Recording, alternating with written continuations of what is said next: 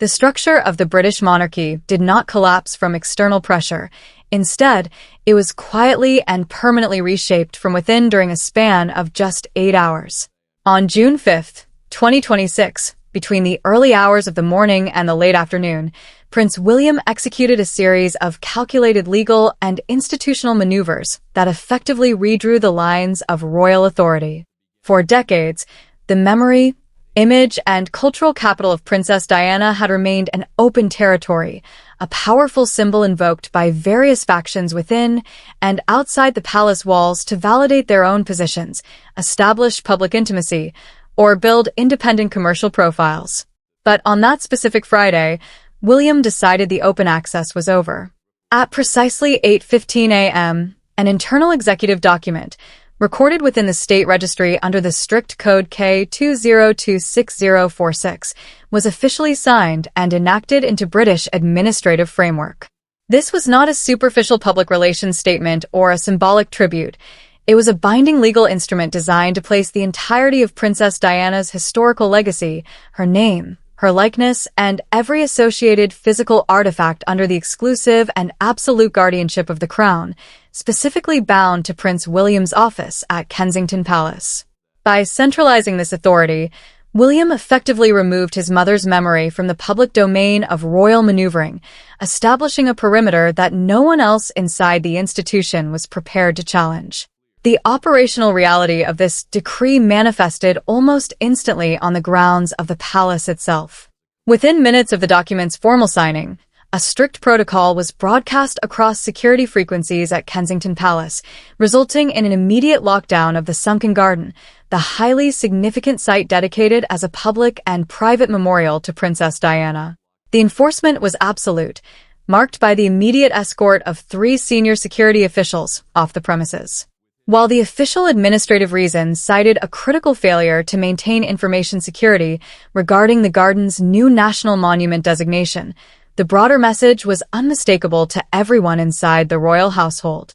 The Prince of Wales was drawing a hard, unyielding line around his territory, demonstrating that any breach of protocol or unauthorized leverage of Diana's space would meet with swift institutional consequences. This was not merely about physical security. It was the activation of an international legal framework that William's team had been quietly constructing for months, leveraging a major privacy victory achieved in the French courts back in October 2025 during the landmark Paris match case. That specific legal precedent, which established a protected dignity interest in royal imagery extending far beyond standard copyright laws, was systematically expanded by Kensington Palace lawyers into a global intellectual property shield. Under the newly activated June 5 decree, any unauthorized documentary, commercial media project, or international streaming content attempting to profit from or utilize Diana's likeness would face immediate, aggressive international litigation. The strategic placement of this legal shield was felt most intensely across the Atlantic, specifically targeting the commercial operations established by the Duke and Duchess of Sussex in California. Prince Harry and Meghan Markle had constructed a substantial portion of their independent public identity and commercial media ventures around the narrative of Diana's enduring influence, utilizing themes of her historical struggle with the institution to validate their own contemporary projects. That narrative carried immense commercial weight with American streaming platforms and publishers, but the new decree fundamentally altered the legal landscape.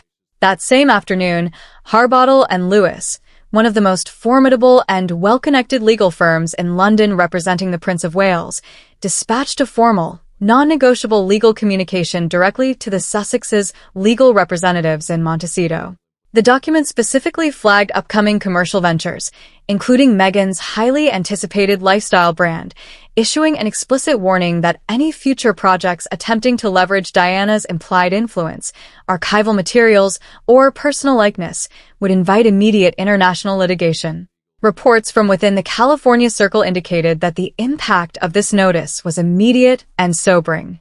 Meghan was described as visibly frustrated by the sudden structural restriction, while Harry remained uncharacteristically silent during emergency consultations with his American advisors. The multi-million-dollar media contracts that formed the backbone of their independent financial life were suddenly placed in a highly precarious position, as the institutional imagery they relied upon was locked down under state protection. Simultaneously, the focus of William's offensive shifted from international legal warnings to the tangible, material assets held within the United Kingdom. At 10:30 a.m., while the security developments at Kensington Palace were still causing ripples through the household, a specialized legal team acting under William's direct authorization arrived at the United Kingdom Intellectual Property Office in Newport, Wales. They carried with them a comprehensive, meticulously itemized registry consisting of exactly 1,245 historic artifacts, pieces of personal jewelry, and private effects that had once belonged to Princess Diana. The legal team was there to activate Clause 14B of the Royal Heritage Inventory Decree, a rare administrative mechanism that reclassified every single one of those items as a national strategic asset. This reclassification was a masterstroke of institutional geometry because it lifted the artifacts completely out of the personal jurisdiction of the reigning monarch and the Queen consort. Prior to this filing, Queen Camilla maintained standard access to the broader royal collection, allowing her to select and wear historic jewelry for high-profile state events, a practice essential for projecting visual authority as Queen consort. Following the morning filing, however, the rules of the vault were rewritten permanently. Accessing any single item associated with Princess Diana now required the joint, written authorization of both King Charles and Prince William. The requirement of dual signatures effectively granted William an absolute veto over the visual presentation of the Queen consort, ensuring that Diana's symbolic pieces could never be used to elevate Camilla's public standing. When an official courtier formally delivered the notification of this new protocol to Clarence House, Camilla reportedly expressed severe dissatisfaction, viewing it as a highly irregular and subordinating infringement upon the traditional prerogatives of a reigning queen. Yet, the administrative response remained unyielding. The protocol was absolute, permanent, and non-negotiable.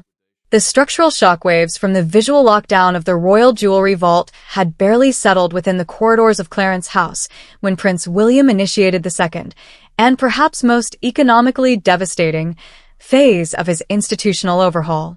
At exactly 1:15 p.m., the conflict transitioned from a battle over historical symbols into a direct realignment of raw financial power. For centuries, the Duchy of Cornwall had served as the private estate of the heir to the throne, a sprawling and monumentally lucrative portfolio of lands, properties, and commercial investments across the United Kingdom valued at just over £1.345 billion. Historically, managing this estate required a delicate balance of traditional preservation and conservative reinvestment, with the revenues directly funding the public and private lives of the Prince of Wales and his immediate household. However, William chose to utilize this massive financial engine not as a passive source of income, but as a sovereign instrument of administrative warfare. With a single executive authorization, he ordered the immediate liquidation of exactly 20% of the commercial real estate assets held within the duchy's portfolio. This unprecedented financial move instantly generated £500 million in highly liquid capital, an immense reserve of cash positioned entirely under William's independent authority, completely decoupled from the oversight of the General Royal Treasury, and entirely shielded from the influence of King Charles's administrative apparatus at Clarence House. The formalization of this economic maneuver took place during a tense, closed-door session inside the state drawing room at Windsor Castle, a meeting that lasted just under 50 minutes but fundamentally altered the internal hierarchy of the family. King Charles was present, observing a dynamic between father and son that had shifted from filial deference to a clinical presentation of modern statecraft. William did not arrive at the meeting to seek permission or to debate the long-term viability of the liquidation. Instead, he presented the completed financial restructuring as an accomplished fact. To ensure absolute compliance within his own ranks, William simultaneously announced the immediate termination of two senior financial advisors who had spent years operating within the royal household and were known to be deeply aligned with the interests of the Clarence House administration. When a high-ranking representative from the king's personal household attempted to question the authority and abruptness of these terminations, William's intervention was swift, direct, and unyielding. He stated clearly that the transition into a new administrative era required complete institutional alignment, and that individuals who could not commit unreservedly to the direct line of succession had no place managing the financial future of the crown.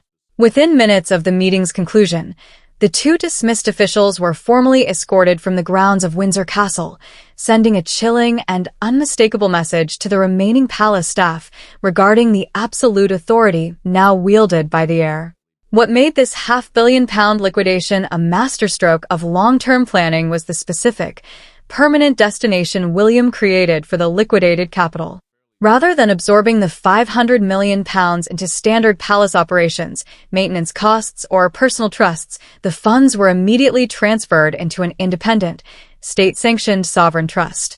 From there, the capital was systematically channeled into a newly established global network of humanitarian and environmental research centers, every single one of them officially carrying Princess Diana's name.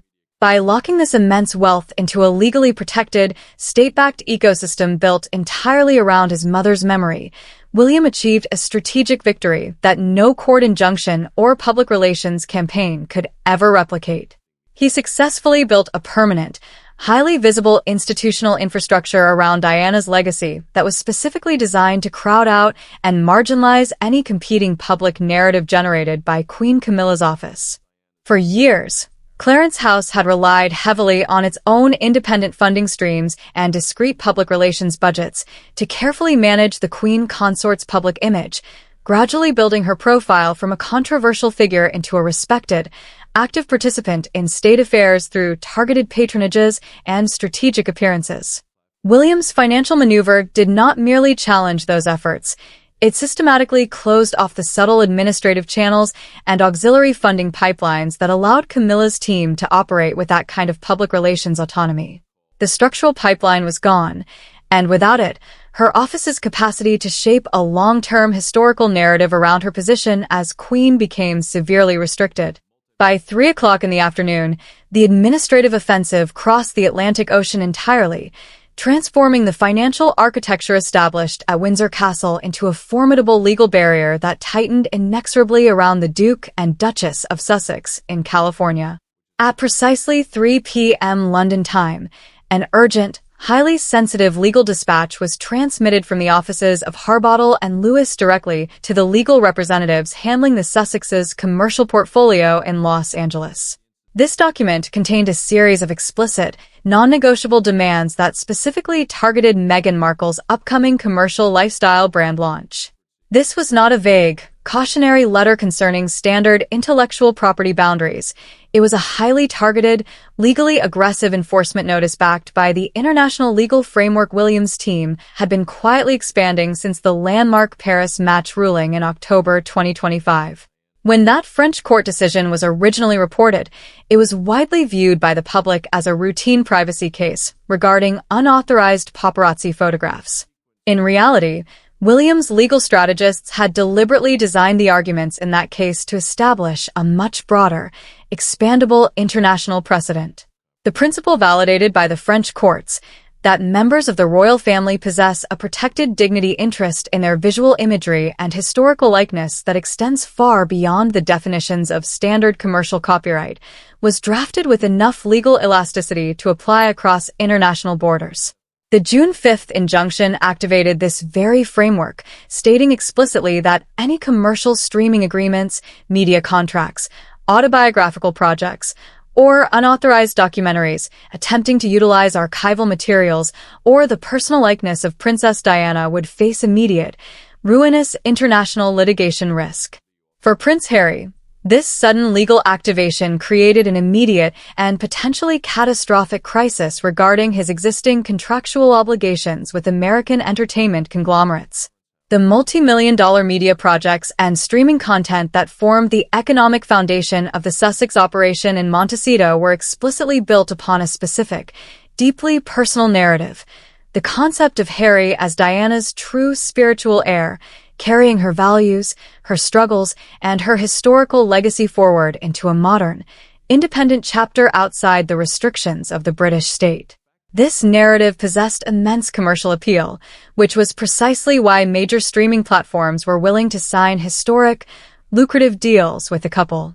However, under the newly enforced legal framework, exercising that narrative in a commercial space now meant entering a state of immediate, direct litigation with the British Crown itself. Global media corporations and streaming platforms operate under strict risk assessments, and the prospect of a prolonged, high-profile international intellectual property dispute with the future King of England introduced an unacceptable level of legal exposure.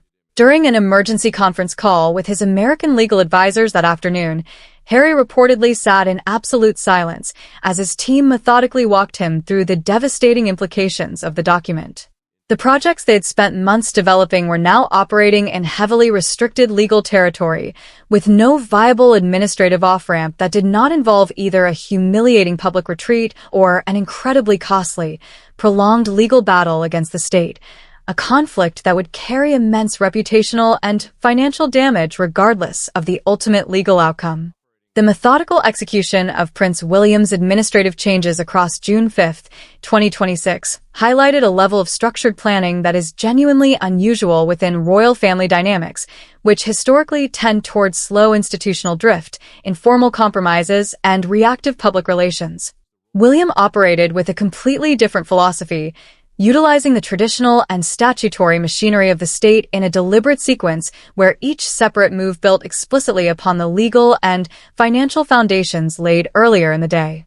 The expandable legal framework derived from the October 2025 Paris match privacy victory enabled the comprehensive wording of the early morning decree, which in turn provided the baseline for the immediate lockdown of the jewelry archives. This structural lockdown then worked in tandem with the Duchy of Cornwall liquidation, which provided the liquid capital necessary to establish and fund the International Diana Humanitarian Trust Network. Finally, the legal dispatch sent across the Atlantic to California was backed by the accumulated institutional weight of every single document and registry filing executed since 8 o'clock that morning.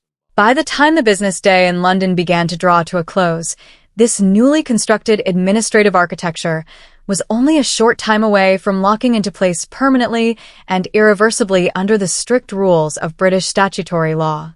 The 4 o'clock afternoon deadline represents the exact moment on June 5th that historians and constitutional analysts will likely look back upon as the point where these temporary shifts became permanent institutional realities. Up until that precise minute, a theoretical window of opportunity remained open for those affected by the changes to mount a formal resistance. Clarence House could have filed a counterpetition with the Privy Council.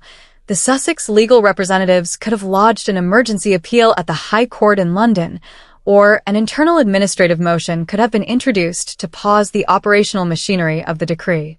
However, as the closing bell echoed through the office of the Lord Chancellor in Westminster, signaling the formal end of the legal filing window, the ledgers remained entirely unchanged.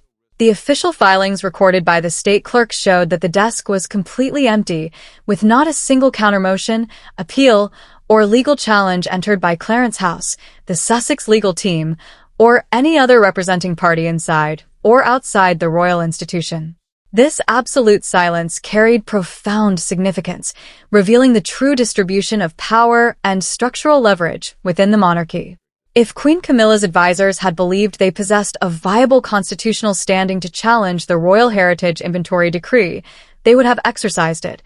If Harry's American lawyers had identified a credible path through the High Court, they would have initiated the filing. The total absence of action demonstrated that the legal architecture constructed by Kensington Palace was airtight, leaving no viable opening for a counterattack before the measures locked permanently into statutory framework. With the passing of the 4 o'clock deadline, the executive decree transitioned automatically into its final operational phase, bringing direct and permanent consequences for the internal structure of the family. Queen Camilla officially lost institutional authority over the visual presentation and heritage branding of the monarchy, with every iconic artifact, piece of historic jewelry, and curated image associated with Princess Diana now held under the sole, restricted guardianship of Kensington Palace. She could no longer access these pieces for high-profile public appearances without obtaining William's explicit, written co-authorization, effectively removing the primary symbolic tools traditionally used to assert independent status and visual equality within the institution. Palace observers described the atmosphere inside the household after 4 o'clock as immediately and noticeably different, marking a precedent where a reigning queen consort found herself operating within a system where the symbolic narrative was being deliberately reorganized around the memory of her predecessor. What made this dynamic particularly complex was the undeniable role played by King Charles throughout the entire day. William did not execute this restructuring against his father's wishes. Charles was physically present in the state drawing room when the senior financial advisors were dismissed, and he had publicly praised William's management of the family estates just a month prior. By every available indication, the king chose to align his sovereign authority with his son's long-term institutional vision, even where it directly reduced his wife's symbolic standing, a profound personal compromise for a man who spent decades securing Camilla's public and legal acceptance, but one driven by a strategic calculation that the future legitimacy of the crown depended entirely on the undisputed authority of the heir. Hands of the future king. Looking toward the future, constitutional analysts have mapped out 3 realistic trajectories for how this consolidated power dynamic will manifest in the months ahead. The first trajectory is a path of overt confrontation, where Clarence House retaliates by leaking sensitive archival materials from the royal conflicts of the 1990s, while Prince Harry simultaneously launches a federal lawsuit in the United States to challenge the international intellectual property restrictions on his commercial ventures. While this scenario would trigger a massive transatlantic media crisis, it carries unsustainable risks for both Camilla and Harry, as conducting a prolonged public conflict against an airtight state framework with zero legal leverage is an impossibly difficult position to maintain. The second trajectory is a negotiated retreat, where Camilla quietly accepts a significantly reduced public profile and a dependency on William's visual approvals, while Harry agrees to step back from Diana-centric commercial projects in exchange for a structured financial allowance drawn directly from the Duchy of Cornwall, allowing the family to maintain a polite surface relationship while the new hierarchy remains intact without active public friction.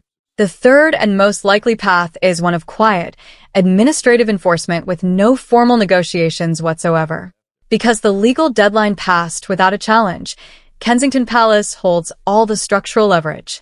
Camilla will continue to perform a dignified public role while gradually withdrawing from symbolic duties that require the locked-back tools, while Harry and Meghan will carefully navigate their California ventures to avoid triggering the specific international legal frameworks, allowing power to consolidate permanently at Kensington Palace, without anyone ever having to formally admit a conflict took place. Then, at exactly 4:15 p.m., just 15 minutes after the deadline had passed, a black Jaguar bearing official Home Office plates drove through the secure rear gate of Kensington Palace, where a protection officer delivered a private, handwritten note in blue ink directly to William's principal private secretary, a message sent by King Charles himself just moments before the deadline locked, ensuring that as the administrative dust settled, the final, unwritten chapter of that historic day remained firmly in the